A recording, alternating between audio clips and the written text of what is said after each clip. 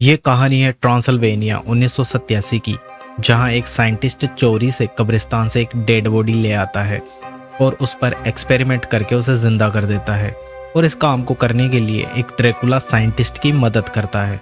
लेकिन जब dead body चोरी की बात वहां के रहने वालों को पता चलती है तो वे सब मिलकर साइंटिस्ट को मारने के लिए हाथों में मशाल लेकर उसकी लैब की तरफ निकल पड़ते हैं। गुस्साई भीड़ को अपनी तरफ आते हुए देखकर साइंटिस्ट डर जाता है और वहां से भागने की तैयारी करता है। पर यह बात ड्रैकुला को अच्छी नहीं लगती, क्योंकि वो अब उस डेड बॉडी वाले इंसान को, जो कि अब जिंदा हो चुका होता है, उससे काफी कुछ करवाना चाहता है। साइंटिस्ट अपने आविष्कार को बुरे काम के लिए यूज नहीं करवाना चाहता था, इसलिए वो एक तलवार ड्रैकुला के अंदर घुसेड़ देता है। पर ड्रैकुला पर तलवार का कोई असर नहीं होता है और वो साइंटिस्ट को मार देता है। इतने में वो डेड बॉडी वाला इंसान, जो कि बंधा होता है, वो रस्सियां तोड़कर फ्री हो जाता है और वहाँ एक बड़ी सी मशीन उठाकर ड्रैकुला पर दे मारता है। और फिर साइंटिस्ट को सबसे बचाते हुए एक दूसरे दरवाजे से लेकर पवन चक्की में चला जाता है। पर गांव वाले उसे देख लेते हैं और सभी गांव वाले पवन चक्की को घेर कर उसे जला देते हैं। उसी टाइम ड्रैकुला अपनी 3 बीवियों के साथ उस डेड बॉडी वाले इंसान को बचाने के लिए आते हैं।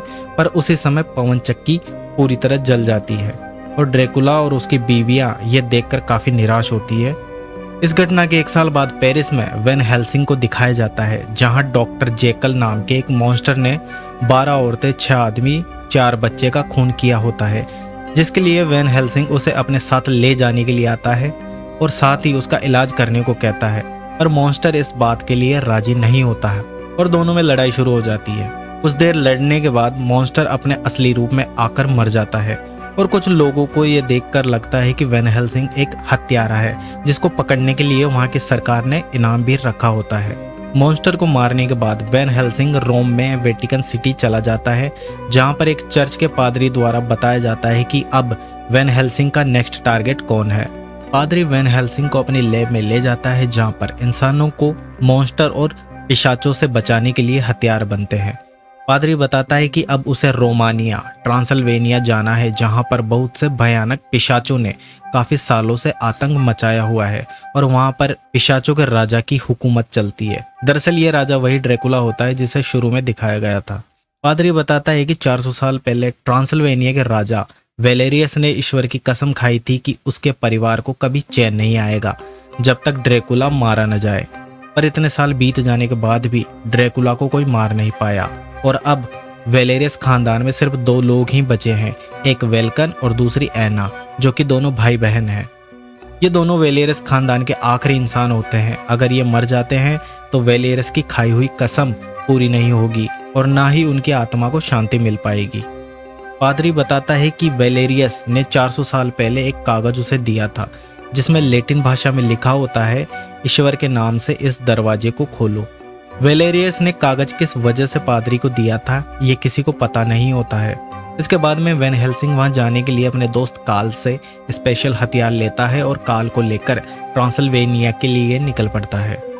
नेक्स्ट सीन में दिखाया जाता है वेल्कन और एना अपने कुछ साथियों के साथ मिलकर एक आदमखोर भेड़िए का शिकार करने के लिए खुद को चारा बनाते हैं। लेकिन जब भेड़िया वहां आता है तो उनकी सारी तैयारी फेल हो जाती है और अपनी बहन एना को बचाने के लिए वेल्कन भेड़िए के सामने आ जाता है और वो दोनों पहाड़ की ऊंचाई से पानी में जा गिरते हैं। नेक्स्ट सीन में वैन हेल्सिंग अपने दोस्त काल के साथ ट्रांसल्वेनिया पहुंच जाता है, जहां लोग अजनबी को देखकर उन्हें मारने की कोशिश करते हैं। वहीं पर वैन की मुलाकात एना से होती है। एना और वहां के लोग अजनबियों पर भरोसा नहीं करते। तभी वहां ड्रैकुला की 3 बीवियों का हमला हो जाता है। वैन हेल्सिंग उन पर तीरों की बारिश कर देता है, लेकिन पिशाचों पर साधारण तीर का कोई असर नहीं होता है, क्योंकि इन्हें मारने के लिए चांदी के हथियार या पवित्र जल की जरूरत होती है। पिशाचों से बचते हुए एना एक घर में चली जाती है, जहां पर 2 पिशाच आकर एना को पकड़ लेते हैं और घर के बाहर वैन की लड़ाई तीसरे पिशाच से हो रही होती है। दोनों पिशाच एना को मारने ही वाले होते हैं। इतने में काल वैन को तीर को गिरजाघर के पवित्र जल में डुबोने को कहता है और वैन जब ऐसा करके तीसरे पिशाच पर तीर चलाता है तो वो मर जाती है। तीसरे पिशाच के मरते ही बाकी की दोनों पिशाच एना को छोड़कर वहां से भाग जाती है। पिछले 100 सालों में जब पहला पिशाच मारा जाता है तो एना बहुत खुश होती है। इसके बाद एना वैन हेल्सिंग को अपने घर मेहमान बनाकर ले आती है और फिर अकेले पिशाचों को मारने के लिए जाने ही वाली होती है। तभी वैन एना को बेहोश कर देता है, क्योंकि वैन चाहता था कि दोनों मिलकर पिशाचों को दिन में मारा जाए। आधी रात बीत जाने के बाद एना की आंखें खुलती है और उसे कुछ आवाज सुनाई देती है, और जब वो आगे जाकर देखती है तभी एक भेड़िया उस पर हमला कर देता है। कुछ देर बाद उसे वेल्कन मिलता है। दरअसल वेल्कन वही भेड़िया होता है जिसने अभी एना पर हमला किया था, और एना को पता चलता है कि कुछ दिन पहले जब एना और वेल्कन जब भेड़िए का शिकार कर रहे थे तब उस भेड़िए ने मरते वक्त वेल्कन को काट लिया था, जिसके कारण अब वेल्कन भी भेड़िया बन जाता है। वेल्कन एना को बताता है कि ड्रैकुला के पास वेल्कन का इलाज है। इतनी देर में वेल्कन वापस भेड़िया बन जाता है और वैन हेल्सिंग के आते ही वहां से भाग जाता है। एना और वैन हेल्सिंग भेड़िए यानी वेल्कन का पीछा करते हुए एक फैक्ट्री में पहुंचते हैं, जिसे मूवी के शुरुआत में दिखाया गया था। उन्हें फैक्ट्री के अंदर पिशाचों के बहुत से अंडे दिखाई देते हैं, जिनकी संख्या लाखों में होती है। इन अंडों में जान नहीं होती है और इन बच्चों को जिंदा करने के लिए ड्रैकुला वेल्कन का इस्तेमाल करता है। दरअसल बच्चों को जिंदा करने के लिए एक ताकतवर इंसान की एनर्जी की जरूरत होती है, और वेल्कन एक ताकतवर भेड़िया होता है। वेल्कन को एक मशीन में डालकर जब एक्सपेरिमेंट स्टार्ट किया जाता है तब ड्रैकुला के बच्चे धीरे धीरे जिंदा होने लगते हैं, पर वो बच्चे थोड़े कमजोर होते हैं, और बच्चों की कमजोरी दूर करने के लिए ड्रैकुला अपनी बीवियों से कहता है कि उन्हें खून पीना सिखाओ, जिससे कि ड्रैकुला की दोनों बीवियां सभी बच्चों को लेकर गांव पर हमला कर देती है। इसी बीच वैन हेल्सिंग सभी बच्चों पर हमला करना शुरू कर देता है, जिसे देखकर ड्रैकुला वैन हेल्सिंग पर टूट पड़ता है। वैन हेल्सिंग चांदी का खंजर ड्रैकुला के सीने में घुसा देता है, पर खंजर का ड्रैकुला पर कोई असर नहीं होता। कुछ देर बाद वेल्कन की एनर्जी खत्म होने लग जाती है, जिससे कि जितने भी बच्चे जन्मे थे वो वापस मर जाते हैं, क्योंकि वे सब बच्चे कम एनर्जी के साथ जन्मे थे और कमजोर थे। इसी का फायदा उठाकर वैन हेल्सिंग और एना वहां से बचकर पवन चक्की वाली जगह पर चले जाते हैं, जिसे 1 साल पहले जलाया गया था। तब एना वैन को बताती है कि इन 400 सालों में हमने चांदी की खंजर, चांदी की गोलियां ड्रैकुला के सीने में उतारी थी, पर इसका ड्रैकुला पर कोई असर नहीं हुआ। यहाँ तक कि पवित्र जल का भी इस्तेमाल किया था, पर ड्रैकुला को मारने का राज किसी को भी नहीं पता। इसके बाद वे दोनों एक खड्डे में जा गिरते हैं, जहाँ पर उन दोनों को डेड बॉडी वाला इंसान मिलता है, जिसे कि मूवी की शुरुआत में दिखाया गया था। डेड बॉडी वाला इंसान कहता है कि अभी ड्रैकुला के सभी बच्चे जिंदा नहीं हुए हैं और इंसानियत को बचाए रखना चाहते हो तो मुझे मार दो, क्योंकि ड्रैकुला अपने बच्चों को जिंदा करने के लिए मुझे ढूंढ रहा है। दरअसल बच्चों को जिंदा करने के लिए जिस एनर्जी की जरूरत होती है वो इस इंसान में होती है। इसके बाद वैन डेड बॉडी वाले इंसान को नहीं मारता, क्योंकि वो जान गया था कि ये किसी को नुकसान नहीं पहुंचाएगा।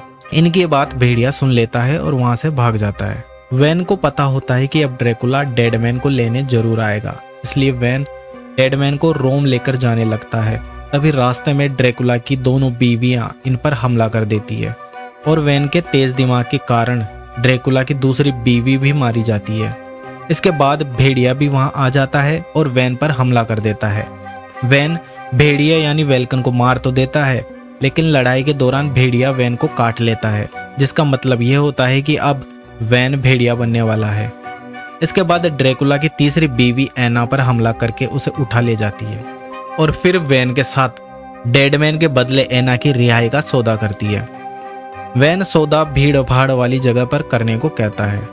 वैन डेडमैन को एक कब्र में छुपाकर सौदे वाली जगह पर चला जाता है, जहां पर जश्न हो रहा होता है।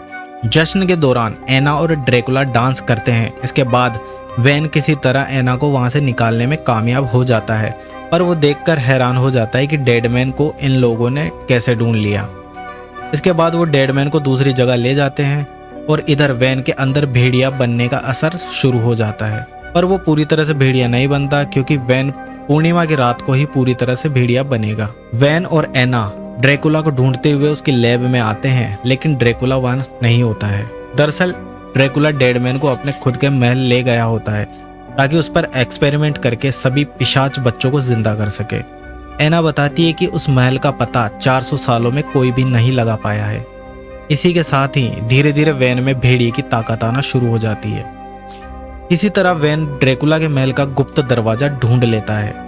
वैन, एना और काल तीनों ड्रैकुला के महल पहुंच जाते हैं। महल में डेडमैन वैन को बताता है कि ड्रैकुला के पास भेड़िए के श्राप से मुक्त होने का इलाज है।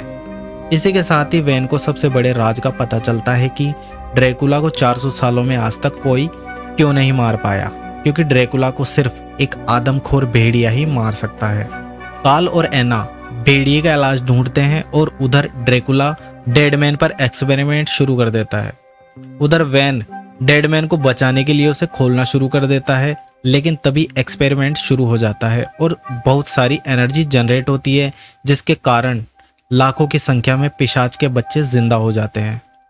वैन डेडमैन को वापस खोलना शुरू कर देता है, जिसे देखकर ड्रैकुला गुस्से से अपने असली रूप में आकर वैन पर हमला कर देता है। उधर डेडमैन किसी तरह एक्सपेरिमेंट से फ्री हो जाता है। इधर एना को इलाज मिल जाता है, पर वो दुश्मनों के जाल में फंस जाती है। ड्रैकुला की तीसरी वाइफ वहां आकर एना को मारने की कोशिश करती है। वो एना को मारने ही वाली होती है, इतने में किसी तरह डेडमैन वहां आ जाता है और एना को बचा लेता है। मगर ड्रैकुला की वाइफ एना का पीछा नहीं छोड़ती है और फिर से एना पर हमला करती है, पर इस बार एना चांदी का खंजर उसके सीने में उतार देती है, जिससे कि ड्रैकुला की तीसरी वाइफ भी मर जाती है। ड्रैकुला के सारे बच्चे जिंदा हो जाते हैं, जिन्हें मारने का सिर्फ एक ही तरीका होता है कि अगर ड्रैकुला को मार दिया जाए तो बच्चे भी मर जाएंगे। रात के 12 बजते ही वैन हेल्सिंग भी आदमखोर भेड़िया बन जाता है, जो कि अब तक का सबसे ताकतवर भेड़िया होता है। ड्रैकुला भी अपने खूंखार वाले रूप में आ जाता है और फिर दोनों की आपस में लड़ाई होती है। कभी वैन ड्रैकुला पर हावी होता है तो कभी ड्रैकुला वैन पर। अंत में वैन ड्रैकुला के गले पर काट लेता है, जिससे ड्रैकुला की मौत हो जाती है और इसी के साथ ड्रैकुला के सारे बच्चे भी मर जाते हैं। वैन को आदमखोर भेड़िए से वापस इंसान बनाने के लिए एना एक इंजेक्शन लेकर वैन की तरफ दौड़कर आती है, जिससे कि भेड़िए को लगता है कि एना उसे मारने आ रही है, तो वो एना पर झपट पड़ता है, जिससे कि एना की मौत हो जाती है। ये देखकर काल को लगता है कि अब वैन कभी ठीक नहीं हो पाएगा, इसलिए काल चांदी का खंजर लेकर वैन को मारने के लिए आता है, पर वैन उसे रोक लेता है। इसी दौरान दोनों देखते हैं कि एना ने मरने से पहले इंजेक्शन वैन पर लगा दिया होता है। एना खुद मर जाती है, लेकिन वैन को बचा लेती है।